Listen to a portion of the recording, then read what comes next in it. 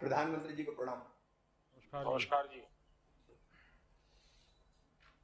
Rewa ultra mega सौर ऊर्जा परियोजना के राष्ट्र को समर्पित किए जाने के कार्यक्रम के शुभ अवसर पर परम आदरणीय प्रधानमंत्री महोदय श्री नरेंद्र मोदी जी, महामहिम राज्यपाल श्रीमती आनंदीबेन पटेल जी, माननीय मुख्यमंत्री महोदय श्री शिवराज सिंह चौहान जी, माननीय मंत्री विद्युत नवीन व नवकरणीय ऊर्जा श्री आर.के. सिंह जी, माननीय मंत्री पंचायती राज ग्रामीण विकास कृषि एवं किसान कल्याण श्री नरेंद्र सिंह तोमर जी, माननीय मंत्री सामाजिक न्याय एवं अधिकारिता श्री थावरचंद गहलोत जी, माननीय मंत्री इस्पात पेट्रोलियम एवं प्राकृतिक गैस श्री धर्मेंद्र प्रधान जी, माननीय मंत्री पर्यटन एवं संस्कृति श्री प्रहलाद सिंह पटेल जी, आप सबका स्वागत है, अभिनंदन है। साथ ही रीवा में परियोजना स्थल पर उपस्थित समस्त माननीय जनप्रतिनिधिगणों, शासकीय अधिकारियों व परियोजना में सहभागी संस्थाओं के पदाधिकारियों का भी अभिनंदन है। 750 मेगावाट क्षमता की रीवा सौर ऊर्जा परियोजना एक ही स्थान पर क्रियान्वित विश्व की बृहत्तम सौर परियोजनाओं में से एक है। यह हमारे सौभाग्य का विषय है कि आज इस परियोजना का शुभारंभ माननीय प्रधानमंत्री महोदय के कर कमलों से आप सभी महानुभावों की उपस्थिति में संपन्न हो रहा है।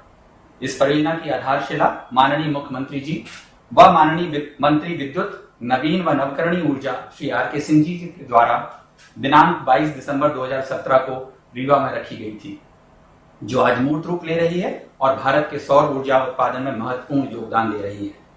इस परियोजना ने सौर ऊर्जा में नवीन प्रतिमान स्थापित किए हैं, जिसका अनुसरण कर अब अन्य प्रदेशों में सौर परियोजनाओं के स्थापित होने का मार्ग प्रशस्त हुआ है। परियोजना क्रियान्वयन के इस अनुभव ने हमें यह विश्वास दिया है कि आप बृहद और अत्यंत बृहद परियोजनाओं की योजना बना सकते हैं, उन्हें साकार कर सकते हैं, उन्हें मूर्त रूप दे सकने में सक्षम है। माननीय प्रधानमंत्री जी की अपेक्षा रहती है कि समय पर परियोजनाओं का न केवल श्री गणेश हो, बल्कि उनकी पूर्णता भी सुनिश्चित की जाए, और यह परियोजना इसी बात का प्रमाण भी है। हम गौरवान्वित हैं कि मध्य प्रदेश माननीय प्रधानमंत्री महोदय द्वारा दिखाए गए पथ पर निरंतर अग्रसर है। माननीय मुख्यमंत्री महोदय, जिनकी जिजीविषा और कर्मठता नित नई उपलब्धियों को अर्जित करने के लिए हम सबको प्रेरित करती रहती है, माननीय मुख्यमंत्री महोदय से आग्रह करूंगा कि वे परियोजना व मध्य प्रदेश की नवीन व नवकरणीय ऊर्जा के क्षेत्र में प्राप्त उपलब्धियों व अग्रिम कार्य योजना के संबंध में अपना सारगर्भित उद्बोधन देने का कष्ट करेंगे। परम आदरणीय प्रधानमंत्री जी, सम्मानीय राज्यपाल जी, ऊर्जा मंत्री आदरणीय आर.के. सिंह जी,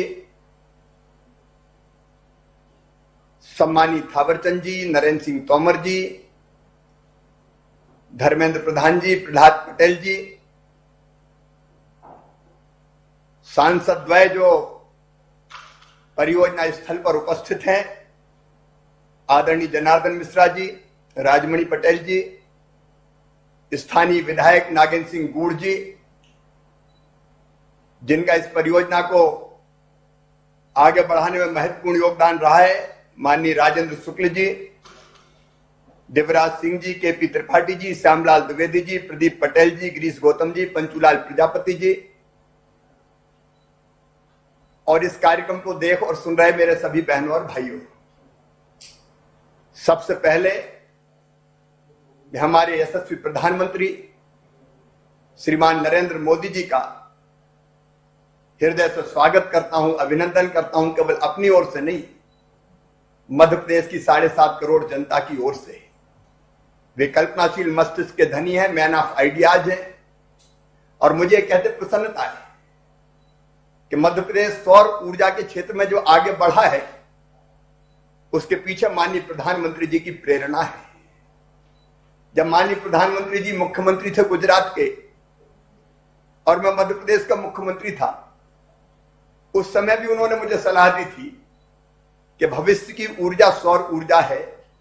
यह माननीय प्रधानमंत्री जी 2007-8 की बात है, और आपने कहा था कि इस क्षेत्र में हमको तेजी से आगे बढ़ना चाहिए। मेरे मन में एक संकोच था, तब सौर ऊर्जा की दरें 15-16 रुपया प्रति यूनिट हुआ करती थी, और थर्मल की जो दरें होती थी वो 3-4 रुपया के आसपास होती थी। लेकिन तब भी आपने गुजरात में इस दिशा में तेजी से काम किया था। आपकी प्रेरणा प्राप्त करके 2010 में हमने रिन्यूएबल एनर्जी का नया डिपार्टमेंट बनाया, और माननीय प्रधानमंत्री जी, पहली परियोजना जो एशिया की सबसे बड़ी सोलर पावर परियोजना थी वो थी नीमच।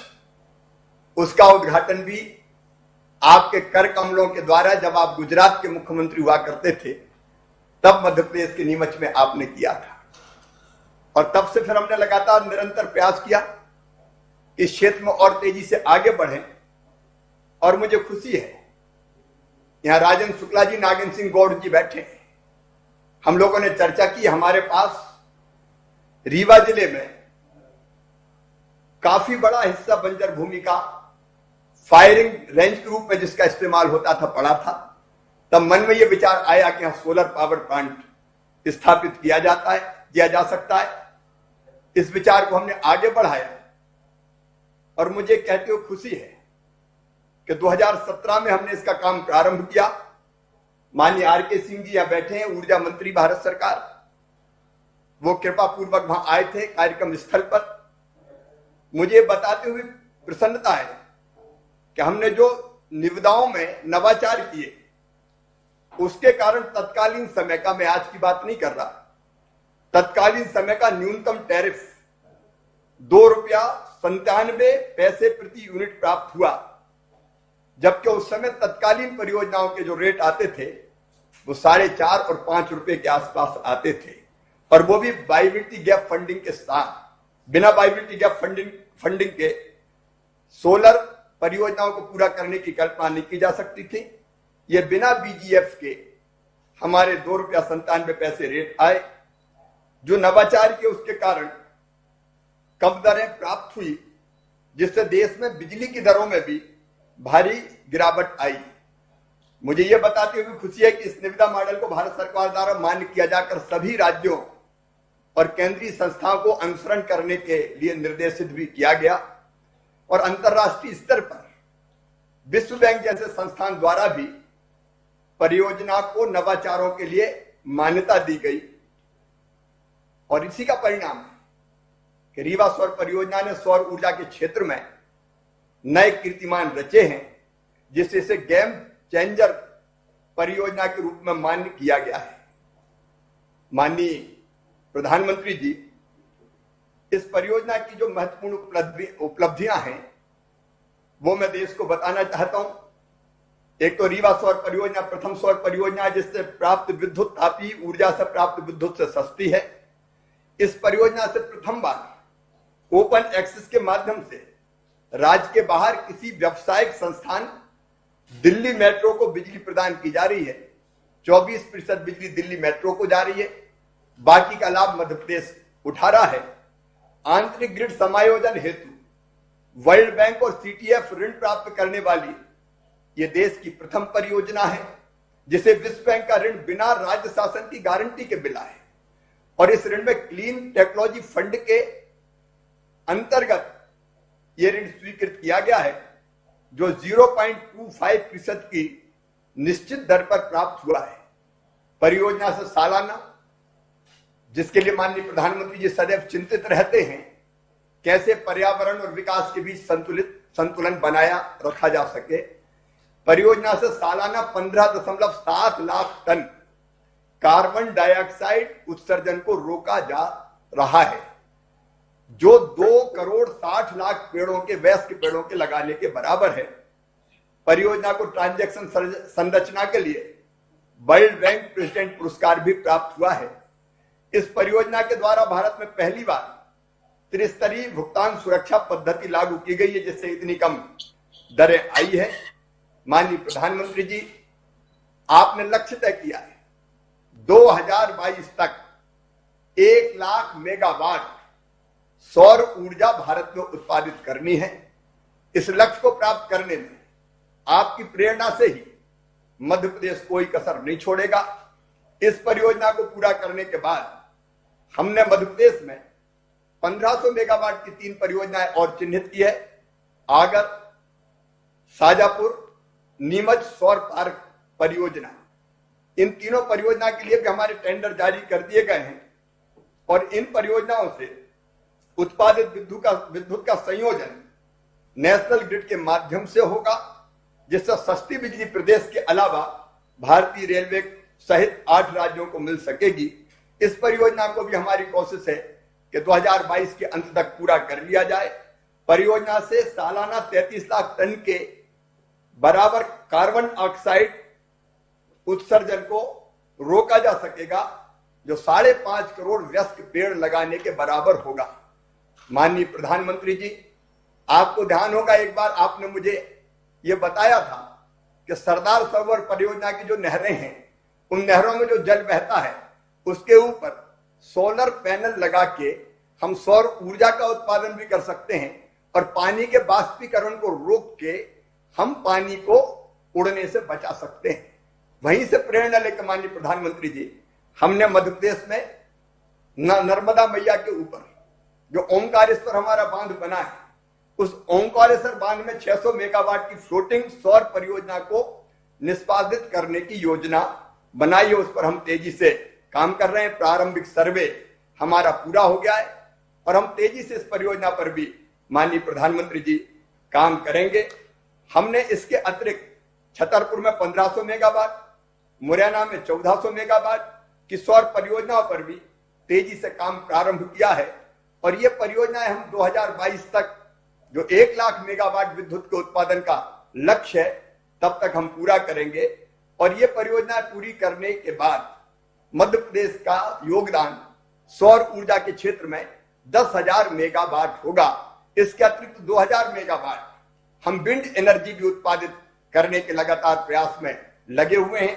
हम सौर पंप, सौर ट्यूब परियोजनाओं पर भी तेजी से काम कर रहे हैं। 14,250 किसानों के लिए सोलर पंप स्थापित किए जा चुके हैं और हमारी जो सौर रूफटॉप परियोजना है उनके रेट भी हमें नवाचारों के कारण ₹1.38 प्रति यूनिट प्राप्त हुए, जो अभूतपूर्व है। मैं ज्यादा विस्तार में ना जाते हुए केवल ये निवेदन करना चाहता हूं कि सौर ऊर्जा और रिन्यूएबल एनर्जी के क्षेत्र में जो दुनिया को क्लाइमेट चेंज के कारण नुकसान हो रहा है उससे बचाने का जो आपके प्रयास है, उन प्रयासों को पूरा करने में मध्य प्रदेश पूरी तरह से सहभागी होगा। हम कोई कसर नहीं छोड़ेंगे। माननीय प्रधानमंत्री जो आत्मनिर्भर भारत बनाने का लक्ष्य और संकल्प आपने लिया है, उसको पूरा करने के लिए भी आत्मनिर्भर मध्य प्रदेश बनाने का संकल्प हमने लिया है। उसका रोड मैप भी तैयार है।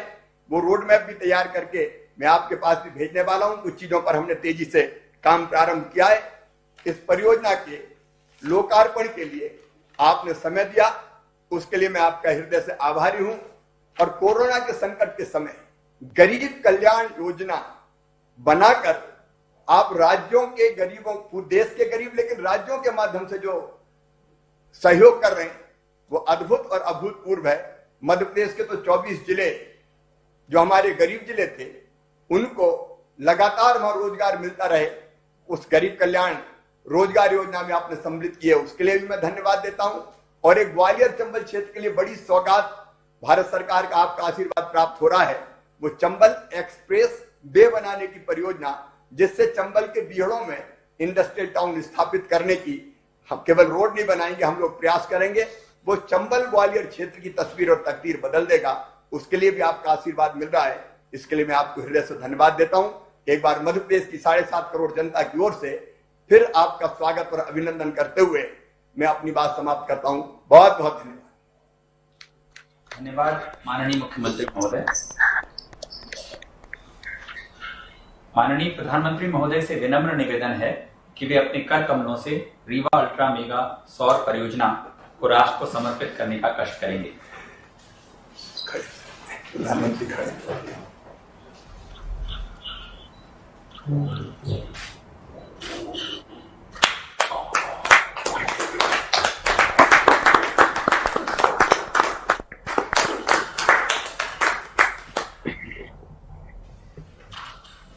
धन्यवाद आदरणीय प्रधानमंत्री महोदय। हम इस अवसर पर परियोजना के विषय में एक संक्षिप्त वीडियो साझा कर रहे हैं।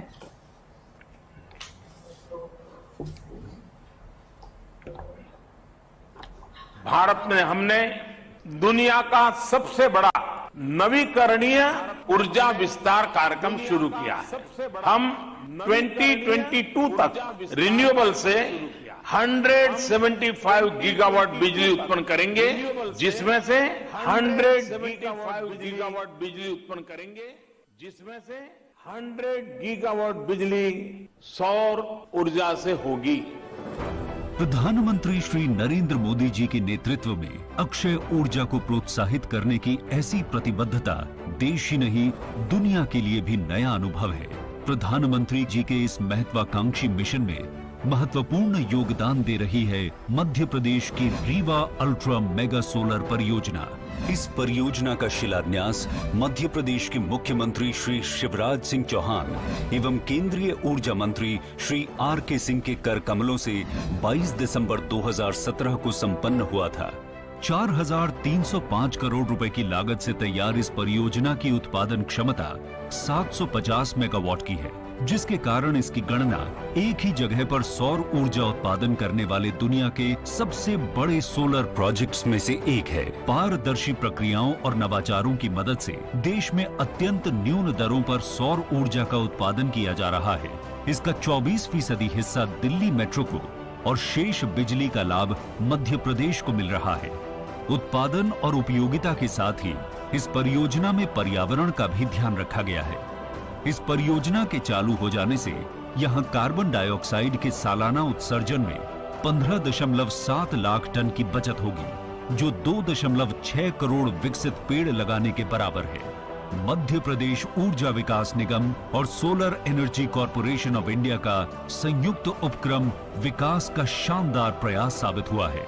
इसके साथ ही ये प्रोजेक्ट अक्षय ऊर्जा को बढ़ावा देने के उस मिशन में भी योगदान दे रहा है, जिसका बीड़ा प्रधानमंत्री श्री नरेंद्र मोदी जी ने देश और दुनिया को ग्लोबल वार्मिंग से बचाने के लिए उठाया है। अक्षय ऊर्जा बढ़ाएं, नया भारत बनाएं। आदरणीय प्रधानमंत्री महोदय से विनम्र निवेदन है कि वे अपने आशीष वचनों से हमें अनुग्रहित करें। मध्य प्रदेश के राज्यपाल श्रीमती आनंदीबेन पटेल जी, मध्य प्रदेश के मुख्यमंत्री श्रीमान शिवराज सिंह जी, केंद्रीय मंत्रिपरिषद के मेरे सहयोगी R.K. सिंह जी, थावरचंद गहलोत जी, नरेंद्र सिंह तोमर जी, धर्मेंद्र प्रधान जी, प्रहलाद सिंह पटेल जी, मध्य प्रदेश मंत्रिमंडल के सदस्यगण, सांसद, विधायकगण और रीवा सहित पूरे मध्य प्रदेश के मेरे प्यारे भाइयों और बहनों, नमस्कार। आज रीवा ने वाकई इतिहास रच दिया है। रीवा की पहचान मां नर्मदा के नाम से और सफेद बाग से रही है। अब इसमें एशिया के सबसे बड़े सोलर पावर प्रोजेक्ट का नाम भी जुड़ गया है। इसका आसमान से लिया गया वीडियो जब हम देखते हैं तो लगता है कि खेतों में हजारों सोलर पैनल जैसे फसल बनके लहलहा रही है, या ऐसा भी लगता है कि किसी गहरे समुद्र के ऊपर से गुजर रहे हैं, जिसका पानी बहुत नीला है। और इसके लिए मैं रीवा के लोगों को, मध्य प्रदेश के लोगों को बहुत बहुत बधाई देता हूं, शुभकामनाएं देता हूं। रीवा का ये सोलर प्लांट इस पूरे क्षेत्र को इस दशक में ऊर्जा का बहुत बड़ा केंद्र बनाने में मदद करेगा। इस सोलर प्लांट से मध्य प्रदेश के लोगों को, यहां के उद्योगों को तो बिजली मिलेगी ही, दिल्ली में जैसा अभी शिवराज जी बता रहे थे, मेट्रो रेल तक को रीवा से लाभ मिलेगा। अब रीवा वाला शान से कह पाएगा कि दिल्ली की मेट्रो हमारा रीवा चलाता है। इसके अलावा रीवा की ही तरह शाजापुर, नीमच और छतरपुर में भी बड़े सोलर पावर प्लांट पर काम चल रहा है। ओमकारेश्वर डैम पर तो पानी में तैरता हुआ सोलर प्लांट, और मुझे पक्का भरोसा है कि आप जो योजना बना रहे हैं उसको पूरा करके रहोगे। ये तमाम प्रोजेक्ट जब तैयार हो जाएंगे तो मध्य प्रदेश निश्चित रूप से सस्ती और साफ सुथरी बिजली का हब बन जाएगा। इसका सबसे अधिक लाभ मध्य प्रदेश के गरीब मध्यम वर्ग के परिवारों को होगा, किसानों को होगा, हमारे आदिवासी भाइयों बहनों को होगा। साथियों, हमारी परंपरा में, हमारी संस्कृति में, हमारे रोजमर्रा के जीवन में सूर्य उपासना का एक विशेष स्थान है। हमारे यहां कहा गया है, पुनातु मां तत्सवितुर्वरेण्यम, यानी जो उपासना के योग्य सूर्य देव हैं वो हमें पवित्र करे। पवित्रता की यही अनुभूति आज यहां रीवा में है, हर जगह पर हो रही है। सूर्य देव की इसी ऊर्जा को आज पूरा देश अनुभव कर रहा है। ये उन्हीं का आशीर्वाद है कि हम सोलर पावर के मामले में दुनिया के टॉप 5 देशों में पहुंच गए हैं। साथियों, सौर ऊर्जा आज की नहीं बल्कि 21वीं सदी की ऊर्जा जरूरतों का एक बड़ा माध्यम होने वाला है, क्योंकि सौर ऊर्जा श्योर है, प्योर है और सिक्योर है। श्योर इसलिए क्योंकि ऊर्जा के बिजली के दूसरे स्रोत खत्म हो सकते हैं, लेकिन सूर्य सदा सर्वदा पूरे विश्व में हमेशा ही चमकता रहेगा। प्योर इसलिए क्योंकि ये पर्यावरण को प्रदूषित करने के बजाय उसको सुरक्षित रखने के में मदद करता है। और जैसे श्योर है, प्योर है, सिक्योर इसलिए क्योंकि आत्मनिर्भरता का एक बहुत बड़ा प्रतीक है, बहुत बड़ी प्रेरणा है।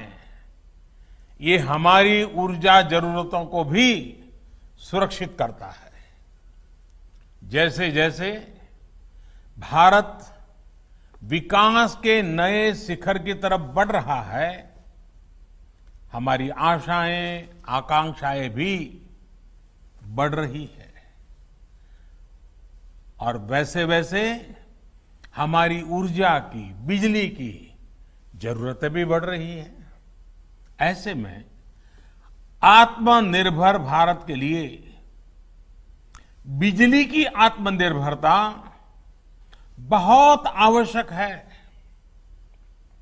इसमें सौर ऊर्जा एक बहुत बड़ी भूमिका निभाने वाली है और हमारे प्रयास भारत की इसी ताकत को विस्तार देने के हैं। साथियों, जब हम आत्मनिर्भरता की बात करते हैं, प्रगति की बात करते हैं, तो इकोनॉमी उसका एक अहम पक्ष होता है। पूरी दुनिया के नीति निर्माता बरसों से दुविधा में है कि इकोनॉमी की सोचे या एनवायरनमेंट की सोचें, इसी ऊहापोह में फैसले कहीं एक पक्ष में लिए जाते हैं और कहीं दूसरे पक्ष में लिए जाते हैं। लेकिन भारत ने ये दिखाया है कि ये दोनों एक दूसरे के विरोधी नहीं है, बल्कि एक दूसरे के सहयोगी हैं। स्वच्छ भारत अभियान हो, हर परिवार को एलपीजी और पीएनजी का साफ सुथरा ईंधन से जोड़ने का अभियान हो, पूरे देश में सीएनजी आधारित वाहन व्यवस्था, इसके लिए बड़ा नेटवर्क बनाने का काम हो, देश में बिजली आधारित परिवहन के लिए नए नए रिसर्च होने वाले हैं, कुछ प्रयास होने वाले हैं। ऐसे अनेक प्रयास देश में सामान्य मानवीय के जीवन को बेहतर और एनवायरमेंट फ्रेंडली बनाने के लिए लगातार किए जा रहे हैं। भारत के लिए इकोनॉमी और एनवायरमेंट दो अलग अलग पक्ष नहीं हैं, बल्कि एक दूसरे के पूरक पक्ष हैं। साथियों, आज आप देखेंगे कि सरकार के जितने भी कार्यक्रम हैं, उनमें पर्यावरण सुरक्षा और ईज ऑफ लिविंग को प्राथमिकता दी जा रही है। हमारे लिए पर्यावरण की सुरक्षा सिर्फ कुछ प्रोजेक्ट्स तक सीमित नहीं है, बल्कि ये वे ऑफ लाइफ है। जब हम रिन्यूएबल एनर्जी के बड़े प्रोजेक्ट लॉन्च कर रहे हैं, तब हम ये भी सुनिश्चित कर रहे हैं कि साफ सुथरी ऊर्जा के प्रति हमारा संकल्प जीवन के हर पहलू में दिखे। हम कोशिश कर रहे हैं कि इसका लाभ देश के हर कोने, समाज के हर वर्ग, हर नागरिक तक पहुंचे। मैं आपको एक छोटा सा उदाहरण देता हूं। साथियों, बीते 6 साल में लगभग 36 करोड़, यह आंकड़ा बहुत बड़ा है, 36 करोड़ एलईडी बल्ब्स पूरे देश में वितरित किए जा चुके हैं। 1 करोड़ से ज्यादा एलईडी बल्ब देश भर में स्ट्रीट लाइट्स में लगाए गए हैं। और सुनने में तो ये बहुत सामान्य बात लगती है। ऐसा इसलिए लगता है क्योंकि सामान्य तौर पर जब कोई सुविधा हमको मिलती है, हम उसके आदी हो जाते हैं, तो उसके इम्पैक्ट की या उसके होने या न होने की हमें कुछ महसूस ही नहीं होता, हम ज्यादा चर्चा भी नहीं करते। इस प्रकार की चर्चा तभी होती है जब वो चीज हमारे पास नहीं होती है। साथियों, ये छोटा सा दुधिया एलईडी बल्ब जब नहीं था तो इसकी जरूरत अनुभव होती थी, लेकिन उस समय कीमत पहुंच से बाहर थी, बिकता भी नहीं था, लोग खरीदते भी नहीं थे, बनाने वाले भी आगे नहीं आते थे। तो 6 साल में क्या हुआ, कौन सा बदलाव आया? एलईडी बल्ब की कीमत उस समय जो थी उससे आज 10 गुना घट गई है। यानी अगर उस समय 400 रुपया थी तो आज 40 रुपया हो गई, अगर 300 थी तो 30 रुपया हो गई। अनेक कंपनियों के बल्ब, इसके बीच में मैन्युफैक्चरर्स में स्पर्धा हो गई, बल्ब बाजार में आ गए, दाम घटते गए, और जो काम पहले 100-200 वाट के बल्ब करते थे वो अब 9 या 10 वाट के बल्ब करने लगे हैं, उतना ही उजाला दे रहे हैं। घरों और गलियों में एलईडी लगाने भर से ही हर साल करीब 600 अरब यूनिट बिजली, 600 अरब यूनिट बिजली, इसकी खपत कम हो रही है, बिजली की बचत हो रही है और लोगों को रोशनी भी अच्छी मिल रही है।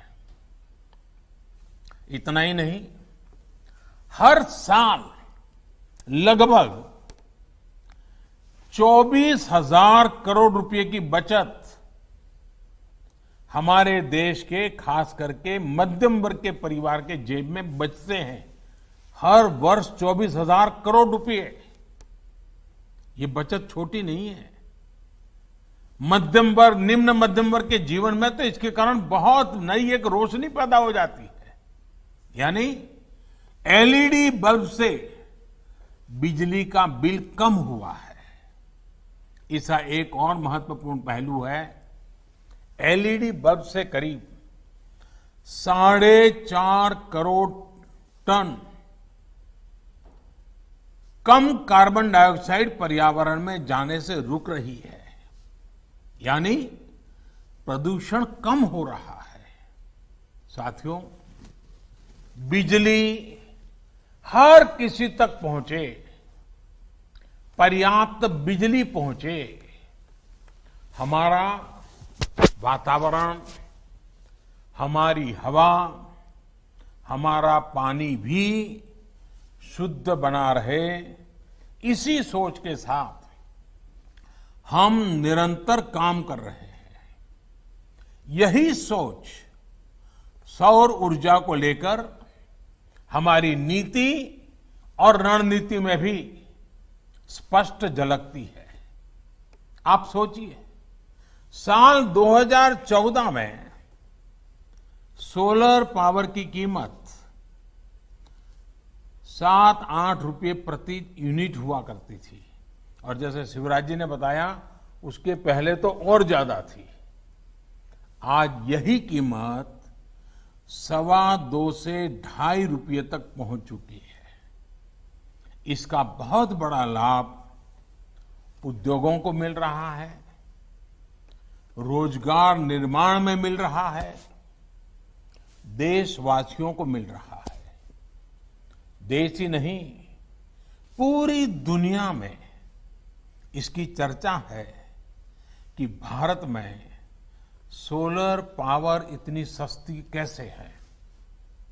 जिस तरह से भारत में सोलर पावर पर काम हो रहा है, ये चर्चा लगातार होने वाली है, चर्चा बढ़ने वाली है और लोग भारत से सीखने का प्रयास भी करने वाले हैं। ऐसे ही बड़े कदमों के कारण भारत को क्लीन एनर्जी का सबसे अट्रैक्टिव मार्केट माना जा रहा है। आज जब रिन्यूएबल एनर्जी की तरफ ट्रांजिशन को लेकर दुनिया में चर्चा होती है, तो इसमें भारत को मॉडल के रूप में देखा जाता है।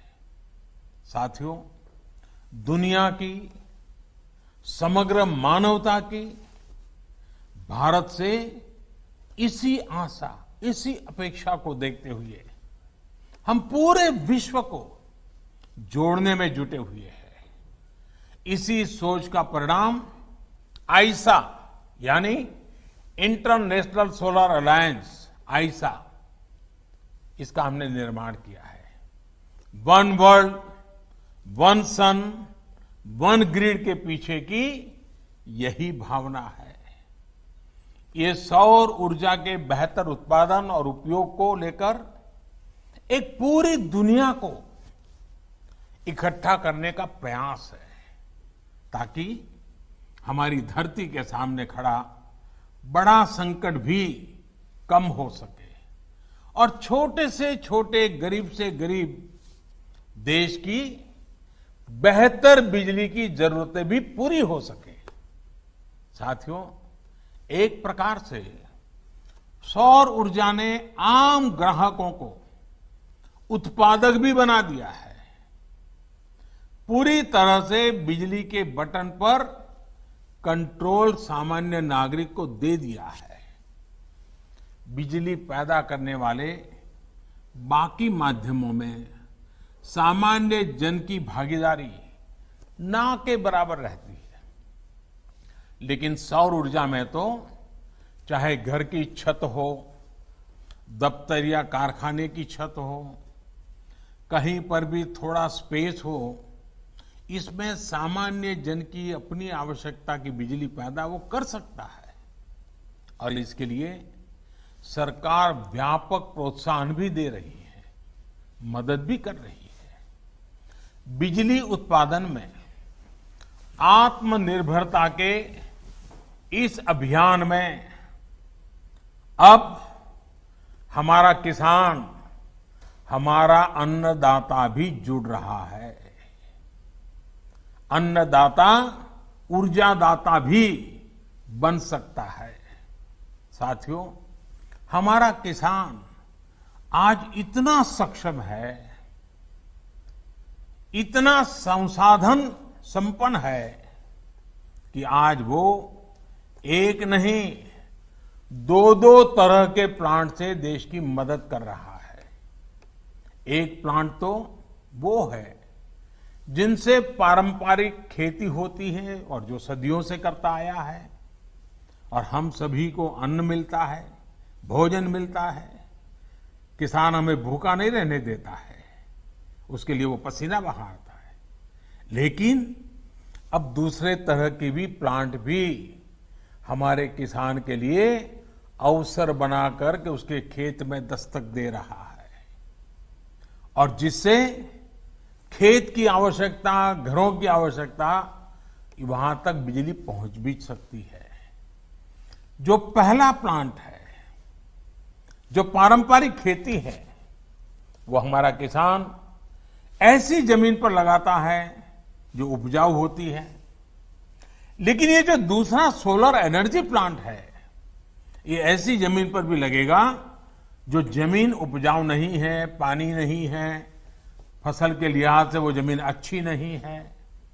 यानी कि किसान की वो जमीन जहां फसल उगाने में बहुत खर्चा हो जाता है और कोई गारंटी नहीं होती है, अगर बारिश थोड़ी ऊपर नीचे हो जाए तो सब बर्बाद हो जाता है, उस जमीन का उपयोग भी होगा। उससे भी किसान की आमदनी बढ़ सकती है। कुसुम योजना के माध्यम से आज किसानों को अतिरिक्त जमीन पर ऐसे सोलर प्लांट लगाने में मदद करने की योजना काम कर रही है।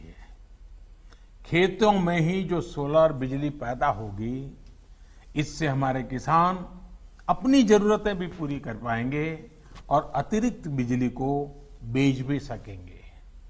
मुझे पूरा विश्वास है कि मध्य प्रदेश के किसान साथी भी अतिरिक्त आय के इस साधन को अपनाने और भारत को पावर एक्सपोर्टर, ऊर्जा निर्यातक बनाने के इस व्यापक अभियान को जरूर सफल बनाएंगे।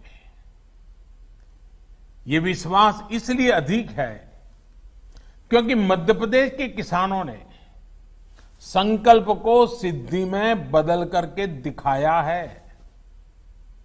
आपने जो काम किया है वो हर किसी के लिए प्रेरणा का कारण बना हुआ है। जिस प्रकार आपने गेहूं उत्पादन के मामले रिकॉर्ड बनाया, दूसरों को पीछे छोड़ दिया, वो प्रशंसनीय है। कोरोना के इस मुश्किल समय में किसानों ने जो रिकॉर्ड तोड़ उत्पादन किया, मध्य प्रदेश की सरकार ने रिकॉर्ड तोड़ खरीद की, उसके लिए भी आप प्रशंसा के पात्र हैं। और इसलिए बिजली उत्पादन के मामले में भी मध्य प्रदेश के सामर्थ्य पर मुझे पूरा भरोसा है। उम्मीद है कि एक दिन ये भी खबर आएगी कि कुसुम योजना के तहत मध्य प्रदेश के किसानों ने रिकॉर्ड बिजली उत्पादन की है, बिजली पैदा की है। भाइयों और बहनों, सोलर पावर की ताकत को हम तब तक पूरी तरह से उपयोग नहीं कर पाएंगे जब तक हमारे पास देश में ही बेहतर सोलर पैनल, बेहतर बैटरी, उत्तम क्वालिटी की स्टोरेज, उसकी कैपेसिटी का निर्माण ना हो। अब इसी दिशा में तेजी से काम करना है और हम सब करके रहेंगे। आत्मनिर्भर भारत अभियान के तहत अब देश का लक्ष्य है कि सोलर पैनल सहित तमाम उपकरणों के लिए हम आयात पर अपनी निर्भरता को खत्म करें। लक्ष्य ये है कि अभी जो देश की solar PV module manufacturing capacity है, उसको भी तेजी से बढ़ाया जाए और इसलिए घरेलू मैन्युफैक्चरिंग को बढ़ावा देने के लिए अनेक जरूरी कदम उठाए जा रहे हैं। अब जैसे कुसुम योजना के तहत लगाए जा रहे पंपों में वो सोलार पंप बनाए जा रहे हैं, घरों में लगने वाले रूफटॉप पैनल में भारत में ही बने सोलार फोटोवोल्टेक सेल्स और मॉड्यूल्स, इसको हमने जरूरी कर दिए गए हैं। इसके अलावा सरकारी विभाग और दूसरी सरकारी संस्थाएं जो भी सोलर सेल या मॉड्यूल खरीदेगी वो मेक इन इंडिया ही हो, ये तय किया गया है। यही नहीं, पावर प्लांट लगाने वाली कंपनियां सोलर पीवी मैन्युफैक्चरिंग भी करें, इसके लिए भी प्रोत्साहन दिया जा रहा है। मेरा आज इस सेक्टर से जुड़े उद्यमियों से, युवा साथियों से, स्टार्टअप से, एमएसएमई से यही आग्रह है कि आप इस अवसर को जाने मत दीजिए, इस अवसर का फायदा उठाइए। भाइयों और बहनों, आत्मनिर्भरता सही मायने में तभी संभव है जब हमारे भीतर आत्मविश्वास हो। आत्मविश्वास तभी आता है जब पूरा देश, पूरा सिस्टम, हर देशवासी, हम सब मिलकर के आत्मनिर्भरता की दिशा में चल पड़े। कोरोना संकट से पैदा हुई स्थितियों के बीच भारत यही काम कर रहा है। सरकार यही आत्मविश्वास जगाने में जुटी है। समाज के जिस तबके तक अक्सर सरकारें पहुंच नहीं पाती थी, आज उन तक सरकार के संसाधन और संवेदना दोनों पहुंच रही है। अब जैसे प्रधानमंत्री गरीब कल्याण योजना को ही लीजिए। लॉकडाउन के तुरंत बाद पहला कदम ये उठाया गया कि देश के 80 करोड़ से अधिक गरीब साथियों तक मुफ्त खाना पहुंच सके, उनकी जेब में थोड़ा बहुत खर्चे के लिए व्यवस्था रहे। और जब लॉकडाउन उठाया गया तब सरकार को लगा कि आने वाला समय तो बरसात का भी है, त्योहारों का भी है, और हमारे यहाँ तो दिवाली और छठ पूजा तक अब तो त्योहार ही त्योहार चलते रहते हैं और सभी संप्रदाय, सभी धर्मों के त्योहार रहते हैं। ऐसे में गरीबों को ये मदद मिलती रहनी चाहिए, इसलिए इस योजना को जारी रखा गया। अब गरीब परिवारों को नवंबर तक मुफ्त राशन मिलता रहेगा। इतना ही नहीं, निजी क्षेत्र के लाखों कर्मचारियों के ईपीएफ खाते में भी सरकार पूरा अंशदान दे रही है। इसी तरह पीएम स्वनिधि योजना के माध्यम से उन साथियों की सूद भी ली गई है जिनकी सिस्टम तक सबसे कम पहुंच होती थी। आज इस योजना से रेहड़ी ठेला लगाने वाले लाखों साथियों को 10,000 रुपये तक के सस्ते ऋण बैंक से मिलने लगे हैं। हमारे लिए सबसे अधिक उपयोगी हमारे ये साथी अपने छोटे से कारोबार को बचा सके, चला सके। हमारे यहां इन सारी चीजों को कभी प्राथमिकता नहीं रहती थी, लेकिन एक संवेदनशील सरकार होने के कारण, देश की भावी पीढ़ी को समर्पित होने के कारण आज हम लगातार कदम उठा रहे हैं।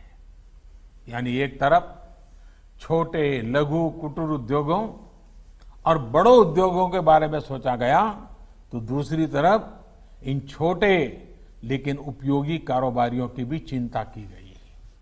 साथियों, सरकार हो या समाज, संवेदना और सतर्कता इस मुश्किल चुनौती से निपटने के लिए हमारे सबसे बड़े प्रेरणा स्रोत है। आज जब आप मध्य प्रदेश को, पूरे देश को आगे बढ़ाने के लिए,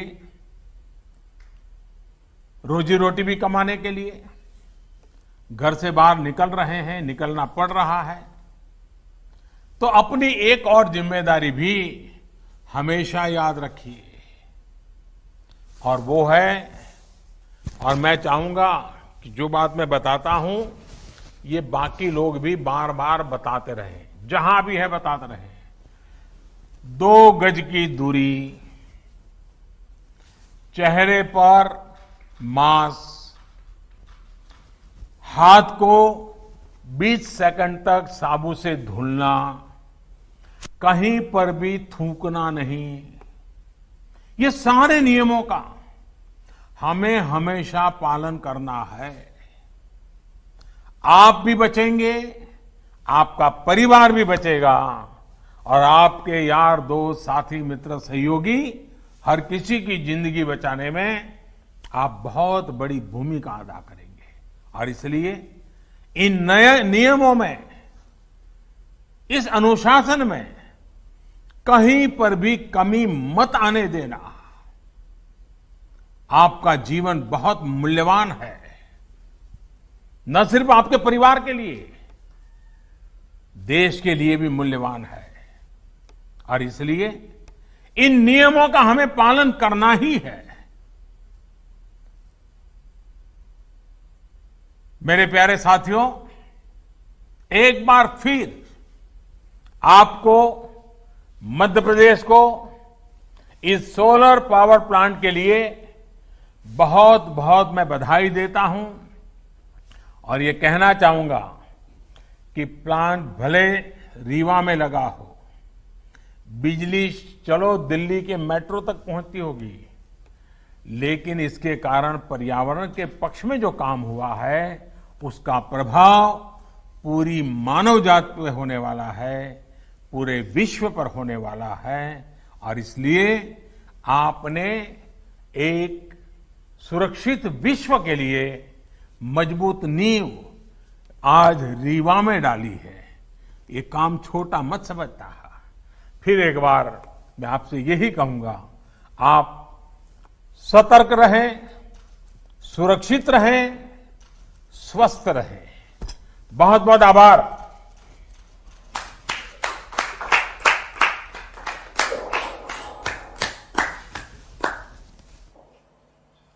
धन्यवाद माननीय प्रधानमंत्री महोदय।